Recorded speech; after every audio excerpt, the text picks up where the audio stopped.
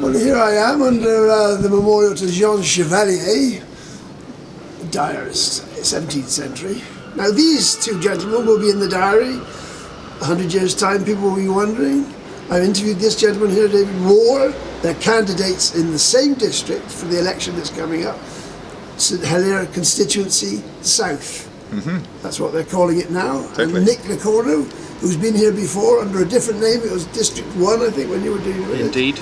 Now, they're independents. There are two independents. Now, it's a particularly interesting constituency because you've got all the parties are there, as far as I can make out. A lot of independents. So in this one constituency, I haven't checked to see if it happens anywhere, you've got all potential points of view being promoted. But I want to know, what do the public want? Now, David Warr, I've interviewed you many times in the past, as I have Nick, so I'm not on anybody's side here. Okay. I interviewed you by chance the other day because you were coming here to sign on. Absolutely. And that didn't go too well. It sounded like I'm becoming unemployed. With my initial, obviously I had a real problem there. First of all, I dated one of the documents incorrectly. So I then had to go back to my sponsors again and then get them to re-sign all of my my sheets. For me then to redate it correctly, it was the tiniest of tiny errors, but as far as I understand I wasn't the only one, and they sent a number of people away apparently, which again highlights a little bit of, you know, if you're a first-timer newbie in all of this, the process isn't as clear as you might think it is, and I think the people who've been here before and done it before have got a definite advantage on the likes of myself. And interestingly enough, I mean, Nick, maybe you'd like to sort of talk about this bit, is about this voting, the deadline for voting. Now, I think it was the 10th of June, was it we were saying originally?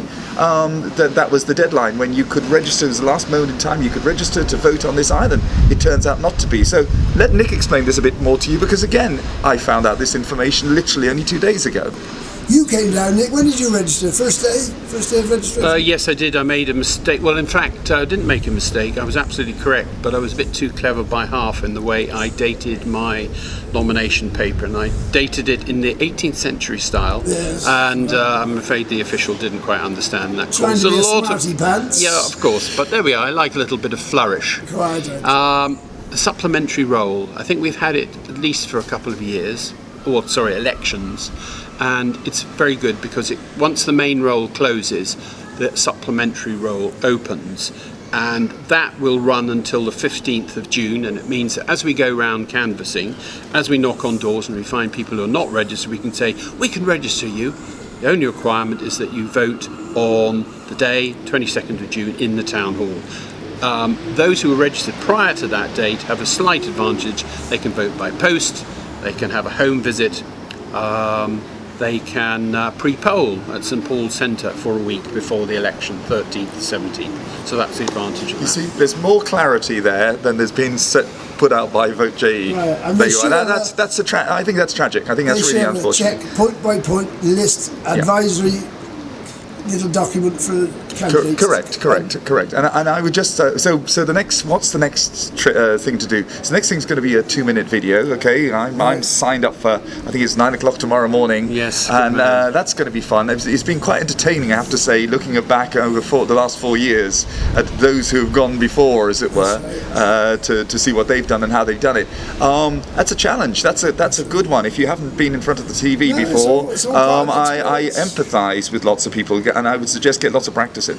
What we did notice, but Nick can explain this, the fact that the bureaucracy was very unkind to Mr. Warr, it seemed to be unkind, but in fact it was based upon good practice, wasn't it? It was. What they've done is they've followed the English example. My goodness, the English example. Whereby in the United Kingdom it's a lot more strict. You have an agent who submits your form. If it's not correct, that's you finished. So you have to get it right. Fortunately, Jersey's a bit more flexible. Jersey Way, this is Jersey Way being good. And they've allowed people a period of like 3 days, get your form in, we'll check it, we'll go through it, we'll see it's right. And that's fabulous because people will make mistakes. Now, mistakes were made last time. And the reason it's happened is because it's the Wickenden 9 case. Deputy Scott Wickenden managed to put in a nomination form which passed approval and got him into the race. And of course, the Royal Court So said in that's short, fine. the people who sign your paper have to know that you are the genuine article. So you have to sign yours first. That's why they make you do it. Yes, so sure. you signing last, Yep. you could have all sorts of jiggling. Well, do you know what's You could be biz- acting for the mafia. Who knows? You say that, but actually, bizarrely, on the top of the form, your actual name and where you're standing and the area you're standing is actually on the form that they are signing. So there's no kind of hidden agenda here. This is purely one of, are you guaranteeing you're not been racketeering, or you're bankrupt, or you're murdered somebody or whatever, If you were, and you sign all of that If you had off. the misfortune to try and register on the last day of registration, Oh, absolutely. and they knock you back, You're dead in the water. You're totally dead in the So you water. wouldn't even get to the post. And in fact, even now, what's going on now as we talk, in fact, I had a phone call last night Right. at about, I don't know what it was, from 8 o'clock in the evening from someone in the Gref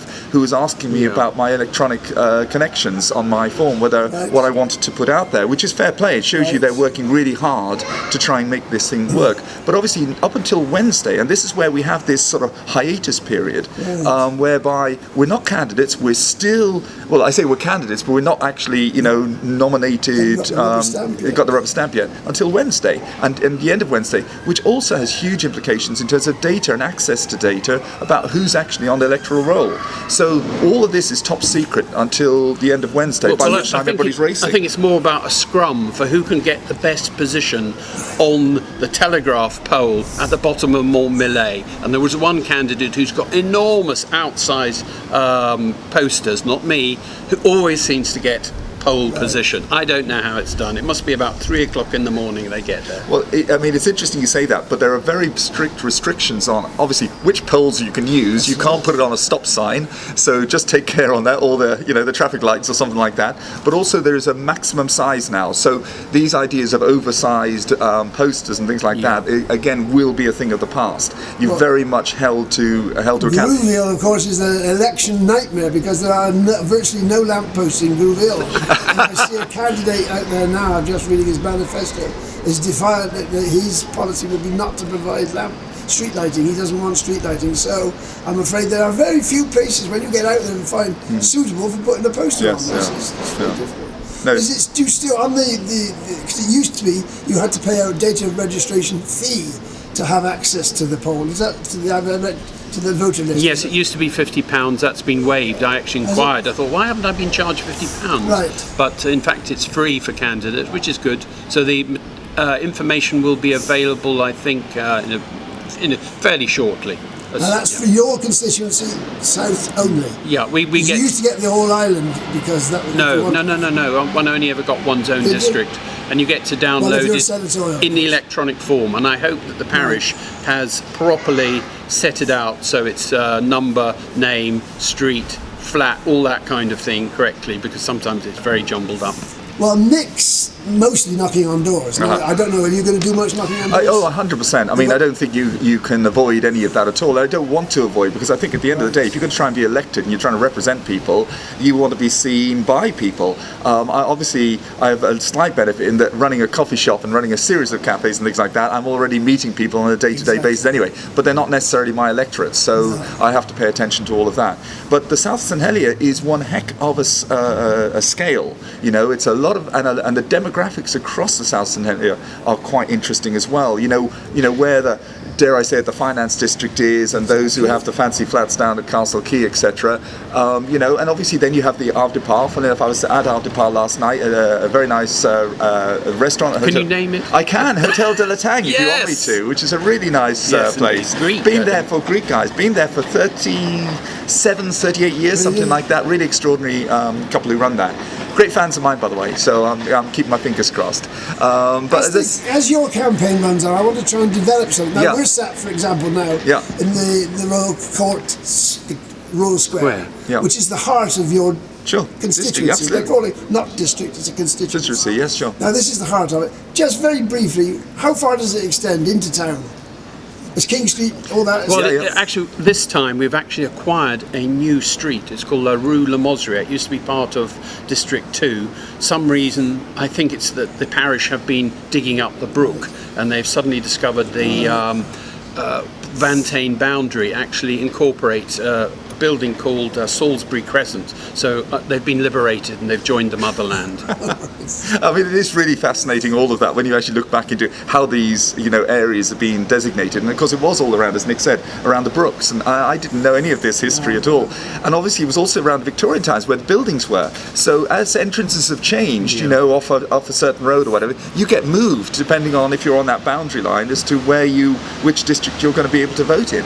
So there's lots of actually really quite interesting, very, I guess, boring to most folks who don't give a damn about that kind of stuff. Since the 2018, there are quite some noticeable large blocks of flats have emerged at the top of Roseville Street, for example. Metropole, yes, yeah, absolutely. Now, I don't know how many people live there, but that's a lot of votes there. Yeah, totally. Several hundred. Yes. But what you also got to bear in mind is, are they all electorates on the electoral roll? Exactly. That's the other thing. It will be really interesting, I think. I don't know, I haven't done the stat on it yet. A few more are since I knocked on the doors. Well done you. Generally, from the door knocking you've done up around that area, where there are new blocks of flats, are people on the list? Are people? Generally. It depends on demography, on their sociology. Right. That depends on whether they're on or not. Right. And when they're not on, That sounds very conspiratorial. Yeah. Come on, Nick.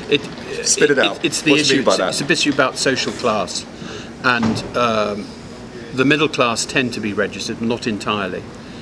Working class tend not to be registered unless they're really dedicated, and because what the whole Can I quickly have a definition of working class and middle class? Because I'm working class. I mean, I work every day of the week. I'm out there running around the cafes and doing that. I treat myself. I don't like this idea of classifying people. You're saying whether if you're shifting the bins or if you're in my cleaning our cafes or whatever. Does that make you working class as opposed to middle class? I think you can earn a nice living cleaning places and be determined as on middle minimum class. wage. No. We had a most interesting meeting the other night. There was one of the parties, or two parties, Progress and the Liberal Conservatives, amalgamated. Mm-hmm. They had a public meeting, and extraordinarily, only 14 people from the public turned up. There were 7 candidates for the amalgamated party, and I recorded as much as I could, and I put quite a lot out. One of the themes was these things about what do we call people of a different opinion. Totally. Like working class. It was discussed in the terms of socialist or non-socialist. But one of the strange things that Philip Balash actually said, Nick spoke about something, and he said, it's too English. Now, I thought that was a very strange thing to say. Now, the idea that these expressions, you might say, well, that everybody knows what he means. Well, do they know what he means? Yeah. Working class, do you know what they are? I mean, this is... Yes, I absolutely agree. I absolutely agree. And I think it's a bit like left, right, centre, in politics, Everybody has, even the Conservatives in the UK now are doing policies which traditionally would all have been Labour. So I think you have to be honest that even the world of politics, left, right, centre and all the rest of it, is changing dramatically because it depends on the type of policy, and some policies work because they're on the left, some policies are better because they're on what would have been historically the right. So I think this idea that you sit in a rigid area and within certain boundaries, I think that's a thing of the past. Well, I want working people to actually vote in their own social and economic interests, and to vote for a candidate like me who will represent them in the States, because we've got a state which is dominated by the wealthy. And working people, the working class, know that. And that's why there is 70% voter abstention. David will discover that when he knocks on the doors. And the response he gets as a politician, who's someone who says, vote for me, and they're going to say, you don't represent me, mate. Well, David will speak for himself on that. Yeah, I would anticipate that problem. Well, I might do, but I mean, my argument is I employ 30. We have 30 people on our books. One of the reasons I'm standing is because I feel like their voice isn't heard. I mean, maybe there's a bit of an irony in all of that against what Nick's sort of saying there. Because I see the problems that they have in terms of huge rents to pay out, childcare issues, living in town, lack of green spaces to run around it. So inherently, I just see all of this, and we can go on about living wage and all the different what level of payment should a living wage be at and all the rest of it. I think current rent levels. I think the issue is more around housing and housing costs and stuff like that, rather than how much businesses are paying. Because obviously, the more businesses pay out in wages, and inevitably you're going to say, and Nick, I can almost hear him coming back to me and saying, let's go to £15 an hour. Let's go to But how much does a cup of coffee going to cost somebody in the end? Me the other night was because I know that the parties that were the party with the 7 candidates are what I would call English terminology conservative, very conservative. Now we've borrowed that term from English politics. If they were using old terms, they could have been Whigs, or they could have been Tories, they could have been what they call the Charlots or the Magos. They could be using traditional Jersey names if they wanted to. But what struck me is that they were very keen to stress their social equity. Everything was social concern. And I asked them, well, I thought, are you a socialist party? Because everything was these social democracy. Social democracy, yes. Trying to push an agenda which didn't sound like the traditional conservative agenda. Now, I hope that's true. I hope that is what they want to do, but it's not the traditional role. So you're in my book, because they were saying we represent business, and Jersey's got to have business, which you are. And I think that in political science terms, the Overton window has shifted to the left.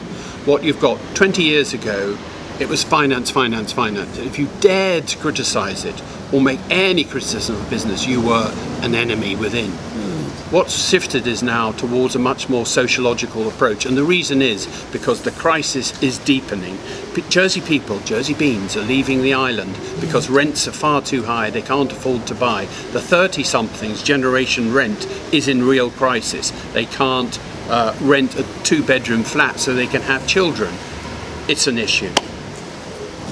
Absolutely. No, I agree. But you've got 2 cafes which you run from the heart of the finances. Totally. They're actually in the International Finance Building. Yeah. I mean, obviously you can't they're not allowed, people in the finance industry aren't allowed to discuss their work. But do you get, or have you got over the years, a feeling about what people in the finance, the workers, actually think about the situation they're in? Do they discuss this? Nobody really does. I mean, I think the reality is that if you want to buy a property, and this is what's happened on Jersey, is if you want to buy a property on Jersey, you have to work in the finance industry almost, and not just one of you, 2 of you probably have to work. Okay, that inherently also creates all sorts of social problems because, as Nick has alluded to, if you want to have a child and want a slightly bigger property, the borrowing requirement is getting bigger and bigger and bigger. So it's not necessarily because people choose to work in finance, it's because economically they sense that there's necessity, there's no other alternative. But what I would say about the people who come into our cafes, and certainly in the finance district, I would say it really surprised me, is how early people start in the morning. I mean, they are literally working dawn to dusk. And it's not this 9 to 5, which everybody thinks, oh, nice cozy office work and the rest of it. There's not that at all. There's different time zones around the world. Absolutely. Female participation, I think, in Jersey is actually higher in Jersey in the workforce than most places in the United Kingdom as well. So that, again, tells you the pressure on people to keep making sure they can finance those mortgages and those housing costs. As the weeks go on, I'm very keen that we can get feedback from what the public are saying they want. Obviously, once you get organised, once you start meeting lots of people, I hope we can have a dialogue on that. And I hope Nick can go into your area, the finance, no doubt he's already doing so, the finance sector. Well, in fact, ask people. Here and I hope you'll be going into what he would call the working class areas. And give us. Is they asking for the same things? That's what I want to know. I met an ex-colleague, and he won't mind me describing him as such. He's a Northern Ireland Irish Protestant, and you know what that means in politics and unionism. Well, he says he's very right wing. I accept that, but he spent 10 minutes with me talking about politics in Jersey. The issues that concerned, he was an anti-vaxxer, but he was also concerned about freedom. And he said, curiously, I'm becoming more left-wing. I'm actually agreeing with the far left about these issues of rights, of human rights and things, because I think it affects me. He lived in St Brelade's, unfortunately, so I don't think he'd be voting for me. But it was a great chat. That's another problem with this election, is because lots of views will be expressed, and people, you won't be able to do anything about it in your patch. Correct. Your constituency, you'll have to deal with what people say they want to be dealt with, whether it's more traffic calming or whether it's more car parking spaces. You'll have to deal with those local issues. But of course, an international finance centre, I keep saying, well, where are the international issues? Well, And I think this is one of the things about the whole debate which we're going to have now is one is we're going to be on local issues. It's going to be, as you say, traffic calming issues in Havre des Pas, or but on the other hand, it'll be about what's the environmental concerns. What's Jersey doing on this pathway to 2050 of evening our carbon emissions, and we can all talk. If only we could discuss those things on the door. We really can't. You won't find at the level of debate is just above tepid. Yeah. And I agree, and I take that point. Unfortunately. I take that point, but I think these are issues and why I'm interested in them is they're issues which affect business. Businesses like mine are going to have to adapt to all of these changes, and the reality is that for all the things that we want to happen, all the good things, the building of the hospital, better living standards for people, lower rents, all of those issues high wages has to be driven by a strong economy, a strong diversified economy. That's the bottom line. I think, was it Bill Clinton who said it's the economy, stupid. If we don't have those building blocks in place, we can't do all the other things that we want to do. So we have to find a way. So Jersey, in terms of being internationally competitive as well as locally competitive, is really, really important.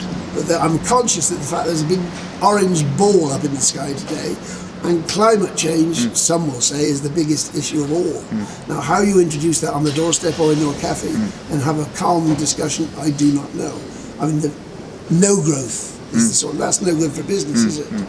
I mean, it's a huge challenge, and I think what I would say is that anybody who says business is against climate change, they aren't. Businesses want to we certainly are constantly looking at, say, the type of packaging we're using, all sorts of different areas, recycling of coffee sacks. I'm trying to think of the myriad of things, because it is a myriad of things. The things keep moving, and we keep trying to travel in that direction. So, business is not removed from society. Business is part of society, and so what society wants to do, business has to accommodate and do as well. Otherwise, as I say, we as a business become irrelevant, and sadly that's a bit of the problem with politics today. It's become irrelevant. That's why there's this such a elections again, who we're going to vote for and all the rest of it. Well, I'm determined to change I've got 20 minutes on my clock. Just about. Yeah. This is your last speak. We've got to end because the public out there will watch 3 minutes. I've got 20 minutes. Okay. As states members, those are exactly the issues which we will be discussing, David and I, when we're elected. However, on the door, one has got a 30-second pitch to interest the punter behind, the voter, the potential voter, the unregistered, to get registered, and that is really difficult.